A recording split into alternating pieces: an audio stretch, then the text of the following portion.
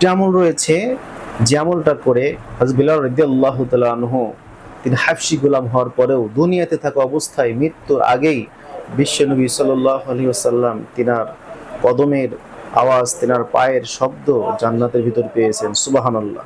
সে আমলটি হলো বুখারী শরীফে বর্ণনা হাদিস এসেছে হযরত আবু হুরায়রা রাদিয়াল্লাহু তাআলা আনহু থেকে বর্ণিত, রাসূলুল্লাহ সাল্লাল্লাহু আলাইহি ওয়াসাল্লাম একবার ফজরের সালাতের পর হযরত বিলাল রাদিয়াল্লাহু তাআলা আনহুকে ডাকলেন এবং বললেন, ইসলামের মধ্যে তোমার এমন কি বিশেষ আমল রহিয়াছে যেটার ব্যাপারে সবচেয়ে বেশি তুমি আশাবাদী, কারণ জান্নাতে আমি তোমার পায়ের আওয়াজ শুনতে পেরেছি। সুবহানাল্লাহ।